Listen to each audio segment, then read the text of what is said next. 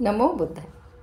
आज आपण पाहणार आहोत डॉक्टर बाबासाहेबांनी धर्मांतर का व कशासाठी केले. कितीतरी महान व्यक्तींनी मोठमोठ्या घोषणा केल्या, परंतु त्या त्यांना पूर्ण करता आल्या नाही. परंतु बाबासाहेब असे एक महामानव आहेत ज्यांनी ठरवलेली गोष्ट करून दाखवली. सिकंदरला जग जिंकायचे होते, परंतु त्यापूर्वीच तो मरण पावला.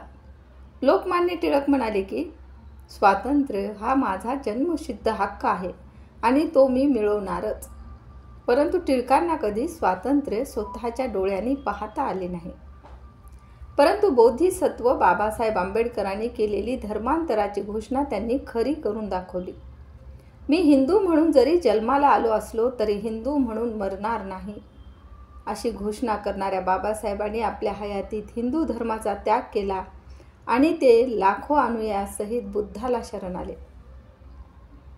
परंतु बाबासाहेबांनी धर्मांतराची घोषणा का केली, कधी केली, यावरती विचार करणे आज महत्त्वाचे ठरते. हिंदू धर्मामध्ये सुधारणा घडवून आणण्याचे त्यांनी जीवापाड प्रयत्न केले. आपल्या पददलित समाजाला माणसासारखं जगता यावं यासाठी बाबासाहेबांनी तळमळीने काम केलं.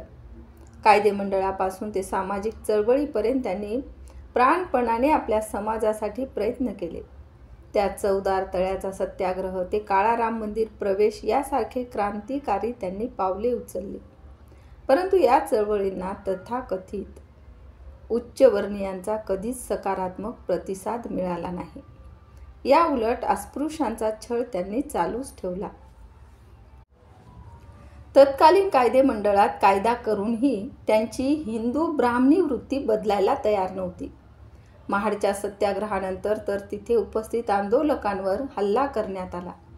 त्यात लहान मुलं आणि स्त्रिया यांचा देखील समावेश होता. या सर्व परिस्थितीमध्ये धर्मांतर हा एकच उपाय आहे, ज्याने अस्पृश्य समाज स्वतःचा आत्मसन्मान वापस मिळवू शकतो हे बाबासाहेबांना समजून आले आणि त्यांनी 13 ऑक्टोबर 1935 रोजी येवले मुक्कामी धर्मांतराची घोषणा केली. मी हिंदू म्हणून जन्माला यावं हे माझ्या हातात नव्हतं, परंतु मी हिंदू म्हणून मरावं की नाही हे माझ्या हातात आहे. मी जरी हिंदू म्हणून जन्माला आलो असलो तरी हिंदू म्हणून मी मरणार नाही, अशी भीमगर्जना बाबासाहेबांनी येवल्यात असताना केली. आपल्या धर्मांतराची घोषणा आपल्या पददलित बांधवांपर्यंत पोहोचवण्यासाठी त्यांनी 30 व 31 मे 1936 रोजी मुंबई लाखा परिषद भरवली, ज्यात भाषण करून त्यांनी आपली भूमिका समाजाला समजावून सांगितली. तेच भाषण जनता ह्या वृत्तपत्रात मुक्ती कोणपथे ह्या नावाने प्रसिद्ध झाली. आपल्या ह्या भाषणात बाबासाहेबांनी असे सांगितले की अस्पृश्यता हा एक वर्ग कलह आहे. या कलहातून सुटका करून घेण्यासाठी लागणारे सामाजिक, मानसिक आणि आर्थिक बळ तुम्हाला धर्मांतरातूनच मिळेल.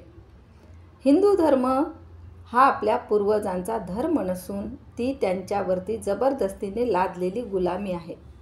आपल्या पूर्वजाकडे विद्या नव्हती, धन नव्हते, शस्त्रास्त्र नव्हते, त्यामुळे त्यांना काही करता आले नाही. परंतु आता तशी परिस्थिती नाही. या परिस्थितीचा फायदा घेतला नाही तर आपण स्वतःच त्याला जबाबदार असू, असे मोठ्या कष्टाने म्हणावे लागेल. यापुढे बाबासाहेब म्हणतात, हिंदू धर्मात राहून समता प्राप्त करून घेण्याचे 2च मार्ग मला दिसतात.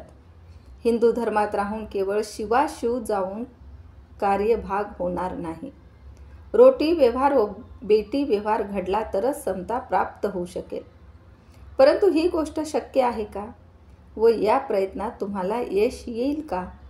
त्यापेक्षा धर्मांतराचा मार्ग कितीतरी सोपा आहे. आधी आर्थिक उन्नती की आधी धर्मांतर, या प्रश्नाचाही विचार करणे मला आवश्यक वाटते. या प्रश्नाचे उत्तर आधी धर्मांतर असेच मी देईन. जोपर्यंत अस्पृश्यतेचा कलंक तुमच्यावर लागलेला आहे तोपर्यंत तुमची आर्थिक उन्नती होणार नाही. या प्रसंगी तुम्हास काय सांगावे याचा विचार करीत असताना भगवान बुद्धाने आपल्या भिक्खू संघास परिनिर्वाणाच्या पूर्वी जो उपदेश केला व ज्याचा महापरिनिर्वाण सूत्रात उल्लेख केलेला आहे त्याची मला आठवण होते. एकदा भगवान बुद्ध नुकतेच दुखण्यातून उठल्यामुळे विहाराच्या छायेत पसरलेल्या आसनावर बसले असताना त्यांचा शिष्य आयुष्यमान आनंद भगवंताकडे येऊन त्यांना अभिवादन करून एके बाजूस बसला आणि म्हणाला, भगवंतास मी सुखात असताना पाहिले व आजारी असताना पाहिले आहे. भगवंताच्या आजाराने माझे शरीर शिशासारखे जड झाले आहे. मला दिशाभ्रम झाला आहे. मला धर्मही सुचत नाही.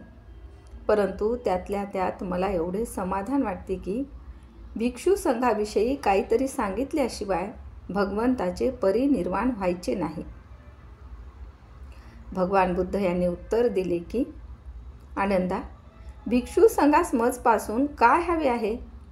आनंदा, मी आत बाहेर काही न ठेवता धर्म उपदेश केला आहे. त्यात तथागताने आचार्य सुक्ती मुळीच ठेवली नाही.